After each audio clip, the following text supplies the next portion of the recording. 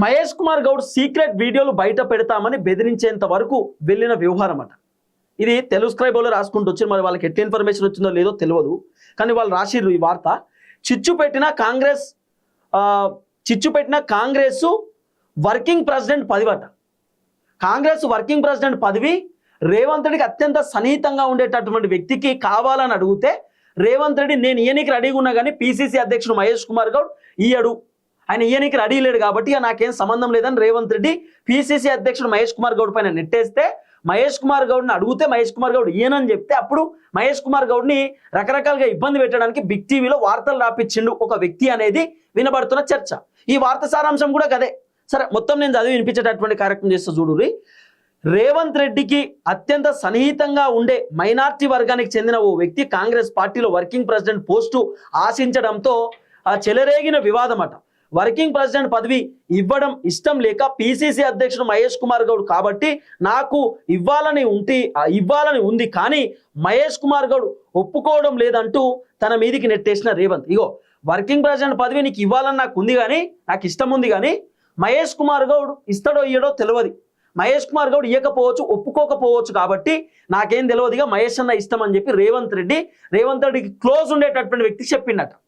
అప్పుడు రేవంత్ రెడ్డికి అత్యంత సన్నిహితంగా ఉండేటటువంటి వ్యక్తి బిగ్ టీవీ వాళ్ళ దగ్గరికి పోయి, బిగ్ టీవీకి రేవంత్ రెడ్డికి ఏదో పంచాయతీలు అవుతున్నాయట, ఆ పంచాయతీలకు నేను ఫుల్ స్టాప్ పెడతా, మీరు బిగ్ టీవీలో నేను చెప్పినట్టు కథనాలు వేస్తే రేవంత్ రెడ్డి మీకు మళ్ళీ సెట్ అవుతాడు, క్లోజ్ అవుతాడు అని చెప్పి ఈ మధ్యలో ఉన్నటువంటి రేవంత్ రెడ్డికి సన్నిహితంగా ఉండేటటువంటి వ్యక్తి చెప్తే అప్పుడు మహేష్ కుమార్ గౌడ్ పైన కావాలని వార్తలు రాసిరు వర్కింగ్ ప్రెసిడెంట్ పదవి కోసం అనేది వినబడుతున్నటువంటి ఒక చర్చ. మళ్ళీ ఇది తెలుగు స్క్రైబ్ వల్ల ఈ తెరపైకి తీసుకొచ్చిన నేనేదో రాసినటువంటి వార్త కాదు.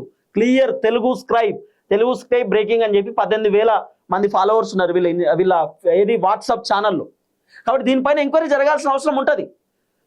ఇగో, దీంతో బిగ్ టీవీకి రేవంత్ రెడ్డికి మధ్య ఉన్న సమస్యలు పరిష్కరిస్తామని సదరు మైనార్టీ నేత మాట ఇవ్వడంతో ఆ ఛానల్లో మహేష్ కుమార్ గౌడ్ మీద వరుస పెట్టి పిసిసి అధ్యక్షుడిగా విఫలమయ్యాడంటూ కథనాలు ప్రసారం చేశారు.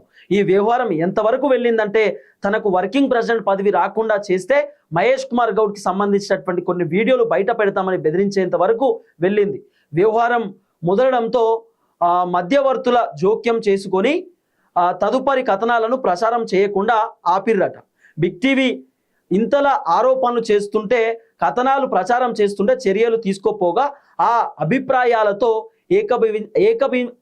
ఏకీభవించలేనని, కొట్టి పారేయలేనని, వారికి ఆ స్వేచ్ఛ ఉందని వారి విజ్ఞతకే వదిలేస్తున్నా అని మహేష్ కుమార్ గౌడ్ అనడం విశేషమని చెప్తున్నారు.